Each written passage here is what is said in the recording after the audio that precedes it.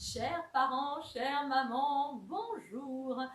On les aime, il n'y a pas de sujet. Mais qui n'a jamais connu pour autant cette terrible envie d'en prendre un pour taper l'autre? C'est une situation qu'on a parfois connue enfant et qu'on trouve à devoir gérer une fois que c'est nous le parent. Ils jouent ensemble, ça donne l'air de bien se passer, mais on le sent, ça va partir en quenouille incessamment sous peu. Et rien que d'anticiper, la tension monte intérieurement. Parce qu'on a prévenu qu'on ne voulait pas de dérapage, que s'ils n'étaient pas capables de jouer ensemble, qu'ils se séparent. Mais rien n'y fait. Le compte à rebours est lancé pour eux et pour nous. À mon époque, ça se réglait par une fessée chacun, balle au centre, et en fait, ça recommençait dans le pire des cas seulement quelques heures après. Aucun intérêt, très énergivore.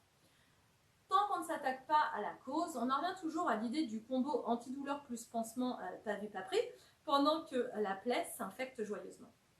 Alors regardons-y de plus près. Pourquoi vos enfants viennent-ils à se chercher mutuellement des poux dans la tête? Est-ce que vous leur avez déjà posé la question?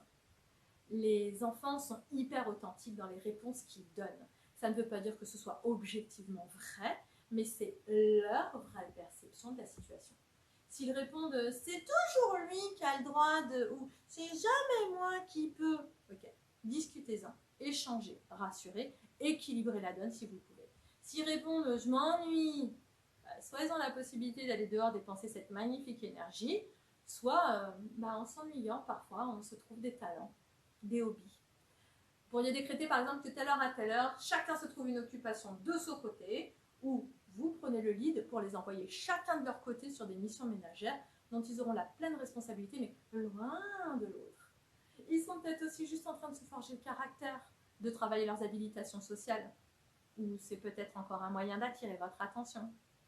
Je vous encourage à expérimenter de planifier de temps en temps, ne serait-ce qu'une demi-heure de tête-à-tête avec chacun de vos enfants. Peu importe l'activité ou même que vous fassiez la même, juste passer du temps ensemble en tête-à-tête dans la même pièce. Ce qui laissera la place à l'échange, au partage. Accordez-leur la chose qui savait être la plus précieuse à vos yeux, votre temps. Et parce qu'il est effectivement précieux, vous pourriez profiter de ces moments pour leur rappeler que vous les aimez, que vous appréciez ce temps passé ensemble et la personne qu'il est.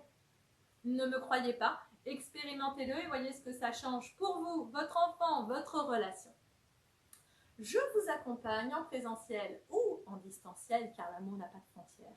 Contactez-moi pour un premier rendez-vous offert, je vous propose quelques créneaux, le lien est juste en dessous.